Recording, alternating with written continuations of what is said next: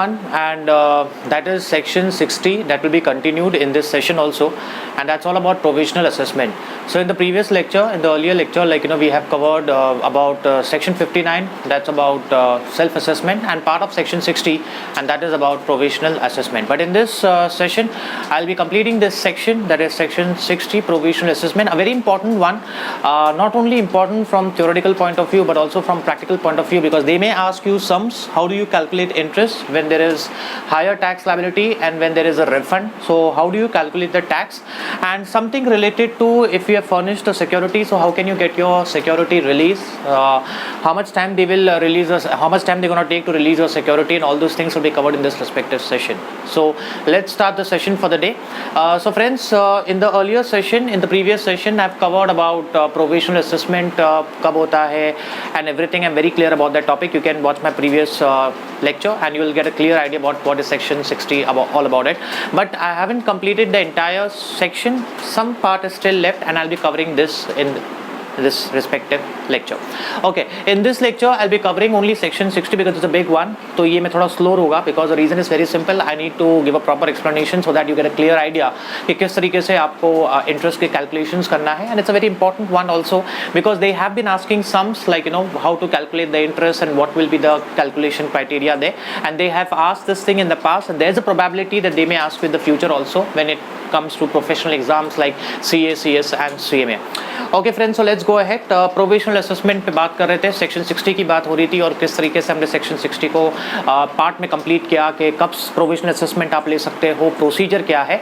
समझिए, provisional assessment का order pass हो गया, प्रोविजनल असेसमेंट का ऑर्डर पास हो गया है, तो यहाँ पे आप आगे बढ़ेंगे. अब इसको किस तरीके से किया जाएगा, तो हमारे समझिए प्रॉपर ऑफिसर ने प्रोविजनल असेसमेंट का ऑर्डर दे दिया, बोल दिया पे कर दो टैक्स प्रोविजनल बेसिस पे. So he has made an order and he has very clearly stated that you can pay the taxes on provisional basis. So a respective order has been passed under section 60.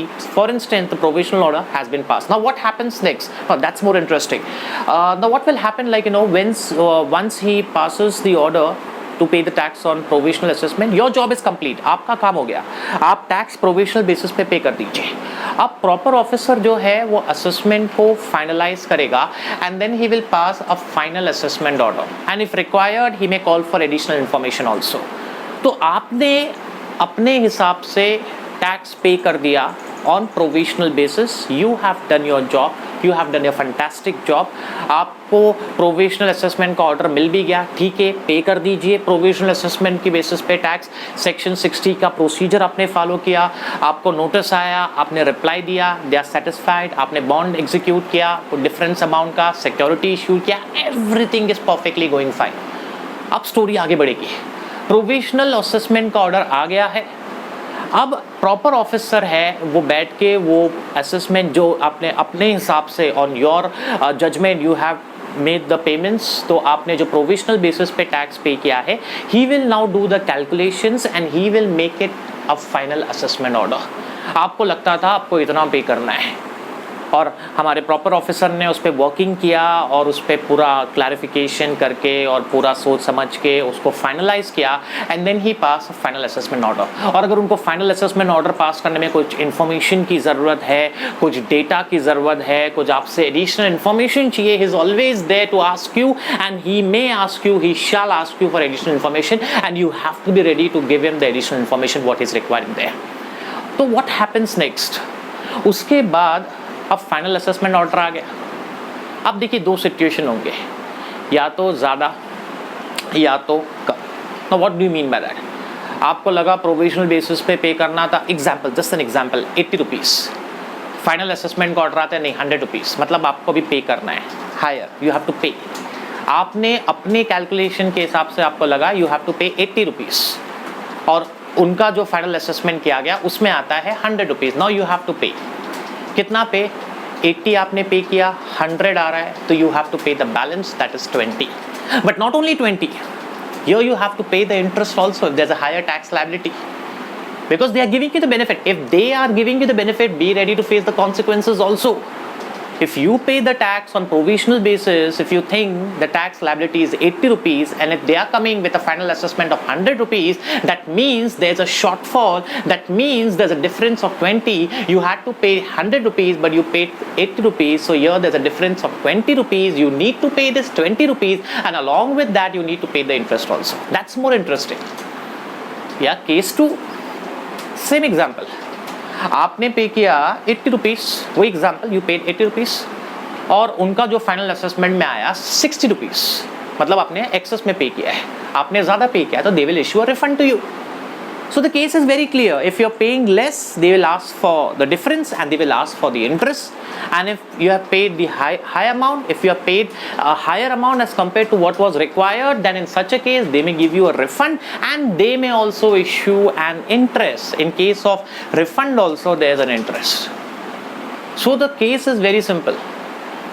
तो provisional assessment का order pass हो गया है, हमारे proper officer अब उसको finalise कर रहे हैं और वो जैसे फाइनलाइज ऑर्डर पास करेंगे, अब 2 सिचुएशन हो गए. या तो आपने ज़्यादा पे किया है तो वेरी गुड, अगर आपने कम पे किया है तो भी कुछ नहीं कर सकते, you have to bear the consequences.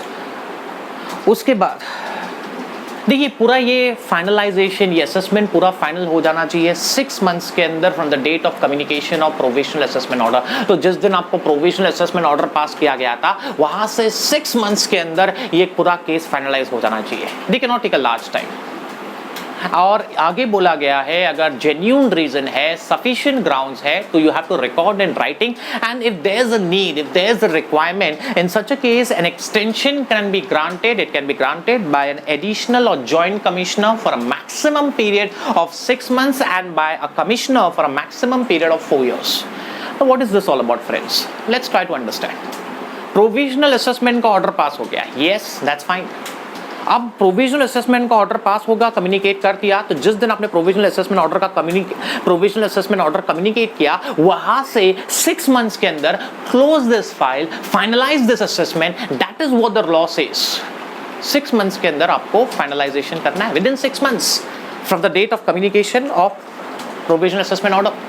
तो आपको जो लगा आपने अपने हिसाब से टैक्स पे किया और वो जो प्रोविजनल असेसमेंट ऑर्डर आपको आया, वो जो कम्युनिकेट किया गया था, ठीक है आप प्रोविजनल असेसमेंट ऑर्डर के बेसिस पे टैक्स पे कर सकते हो, तो वो जो ऑर्डर पास किया गया था प्रोविजनल असेसमेंट ऑर्डर, वहां से 6 मंथ्स के अंदर finalization should be complete. But अगर सफिशिएंट कॉज है, जेन्युइन रीजन है, you have to record in writing and there may be an extension. Extension कौन दे सकता है? If it is all about a deputy commissioner, sorry additional commissioner और joint commissioner, he can give you extension of maximum more 6 months. मतलब 6 months तो है, आपको provisional assessment से 6 months के अंदर फाइनल असेसमेंट कंप्लीट करना है. But if the need is there, if there is a requirement, he may give you further extension of 6 months. और अगर कमिश्नर साहब है तो it can be 4 years. That's all about it. This is the maximum time frames which can be given. And this can be in a case of genuine reason और like you know, जैसे मैं आपको example दिया, अभी lockdown का situation है, everything is close, so maybe like you know in such a case maybe there may be an extension. See it's not the word shall, it's a discretionary power. Extension depend करता है हमारे commissioner पे या हमारे additional joint commissioner पे. That's all about it. अब हम बात करेंगे कि केस नंबर 1 जो याद कीजिए, आपने पे किया 80 प्रोविजनल बेसिस पे, फाइनल असेसमेंट आया 100 रुपया, तो आपने 20 रुपया कम पे किया. आपको लगा आपके हिसाब से, आपके कैलकुलेशंस के हिसाब से आपने 80 रुपीज पे किया और फाइनल असेसमेंट ऑर्डर कहता है 100 rupees. So there is a higher tax liability. तो वो 20 रुपया तो आपको पे करना है, plus you have to pay the interest and interest will be on the shortfall. Interest will be 18%. Shortfall क्या है? 20 रुपया. वो 20 रुपये का डिफरेंस है ना. और कब से आप इंटरेस्ट पे करोगे? जो आपका ड्यू डेट था टैक्स पे करने का, जो भी वो ड्यू डेट था उसके नेक्स्ट डे से, तो आपका ड्यू डेट था समझिए 20 तारीख है, जो भी है 20 तारीख is due date, 20 is the due date, उसका नेक्स्ट डेट जो है 21st से, ड्यू डेट के नेक्स्ट डे से आप पे करोगे इंटरेस्ट. और कब तक? जिस दिन आपने एक्चुअली पे किया है. Actually you have paid, reverse it to the respective authorities.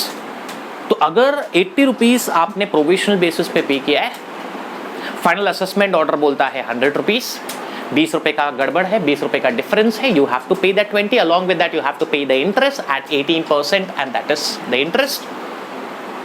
और उसके साथ में आगे बोला गया है कि इंटरेस्ट का जो कैलकुलेशन होगा वो कहाँ से होगा? Because sir we need to calculate the interest, that's more important. कैसे कैलकुलेशन करोगे? जो ड्यू डेट था आपका, जो भी वो असेसमेंट था, जो भी ड्यू डेट का था, तो वो ड्यू डेट के नेक्स्ट डे से आप कैलकुलेशन स्टार्ट करोगे, और जिस दिन आप एक्चुअली पे कर रहे हो यहाँ पे इंटरेस्ट, उस दिन तक आप यहाँ पे कैलकुलेशन करोगे, and that's all about it.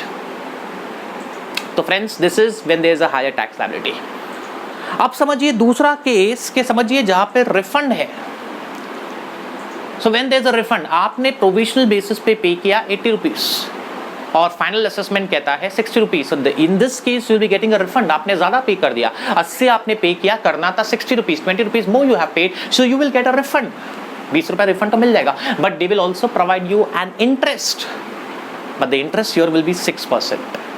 और ये इंटरेस्ट का कैलकुलेशन समझिए, जब आप वो रिफंड के लिए एप्लीकेशन दोगे ना, तो वहां से जब 60 डेज कंप्लीट हो गए ना, तो 60 डेज कंप्लीट होने के बाद जो 61st डे है, वहां से आपका कैलकुलेशन इंटरेस्ट का स्टार्ट होगा, और जिस दिन आपको रिफंड मिलता है वहां तक आपको इंटरेस्ट मिलेगा। Try to understand, very complicated, this one is very complicated.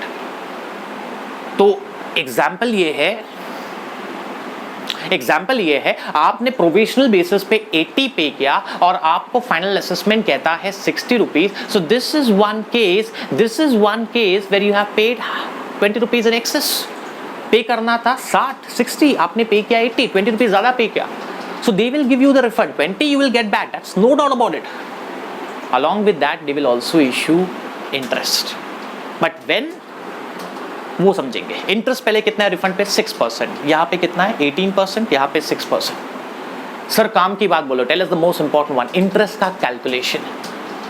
तो जब आप रिफंड के लिए एप्लीकेशन दोगे ना, समझिए आपने आज रिफंड के लिए एप्लीकेशन दिया, तो वो जो रिफंड का एप्लीकेशन आज आपने दिया ना, तो आज से लेके 60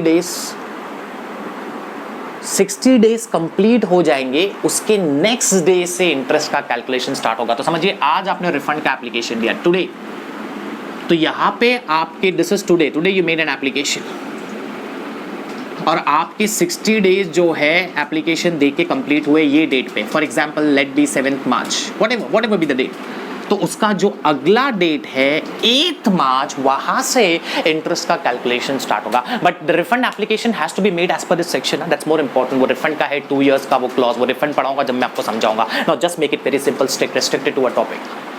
तो रिफंड में भी है प्रोविजन, 2 साल के अंदर करना है, उसके बहुत सारे क्राइटेरियाज हैं, इसीलिए मैंने स्पेसिफिकली मेंशन किया अंडर सेक्शन 54(1). मैं बोल सकता था रिफंड एप्लीकेशन। तो आपने जब रिफंड के लिए एप्लीकेशन दिया है तो 60 डेज वेट कीजिए, 60 डेज, और 60 डेज में नहीं आया तो 61st डे से इंटरेस्ट का कैलकुलेशन स्टार्ट होगा। और कब तक आपको इंटरेस्ट मिलेगा? जिस दिन आपको एक्चुअल में रिफंड मिलता है, रिफंड ऑफ सच टैक्स, जिस दिन आपको रिफंड मिलता है उस दिन तक आपको इंटरेस्ट मिलेगा। When you are paying short they are asking for interest, when you are paying in excess you have the right to claim for interest, but provided you are following this section.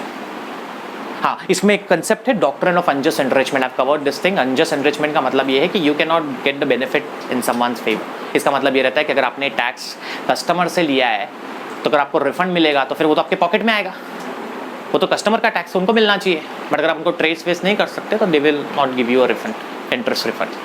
तो वो अलग है provision unjust enrichment, वो हम बात करेंगे जब हम डॉक्ट्रिन्स पे जाएंगे। तो what is doctrine of unjust enrichment? देखिए सिंपल है यार, इनडायरेक्ट टैक्स है। जीएसटी क्या है? आप कस्टमर से ले रहे हो टैक्स, सरकार को पे कर रहे हो। अभी आपने सरकार, आप लोगों से ले रहे हो, आप कस्टमर से ले रहे हो, आप कस्टमर से टैक्स कलेक्ट कर रहे हो, सरकार को पे कर रहे हो। This is GST, indirect tax. You are shifting the burden. और अभी आपको रिफंड मिलेगा तो फिर आपको उनको रिटर्न करना है, जो कस्टमर्स ने पे किया, you have to return them. But अगर आप रिटर्न नहीं कर सकते बिकॉज वो ट्रेसेबल नहीं है, आप उनको ट्रेस नहीं कर सकते XYZ रीजन, तो फिर आपको ये नहीं मिलेगा refund, because it will be your benefit. भाई मैंने सब लोगों से टैक्स लिया, भाई टैक्स दो, सरकार को पे करना, मैंने पे किया, फिर मालूम पड़ा ज़्यादा पे किया, सरकार बोलती है सॉरी यार तूने ज़्यादा पे किया, चल रिफंड ले ले। रिफंड मिल गया, इंटरेस्ट मिल गया। वो रिफंड और इंटरेस्ट अगर मैं अपने पॉकेट में रख दूंगा तो मेरा तो बेनिफिट हो गया ना, लोगों ने टैक्स पे किया, बेनिफिट मेरा हो गया। That is all about unjust enrichment. It is subject to this doctrine. I will be elaborating this doctrine in the upcoming lectures. में केस लॉज बताऊंगा कि कैसे डॉक्ट्रिन इवॉल्व हुआ और किस तरीके से इसको यूज किया जाता है। Very interesting doctrine.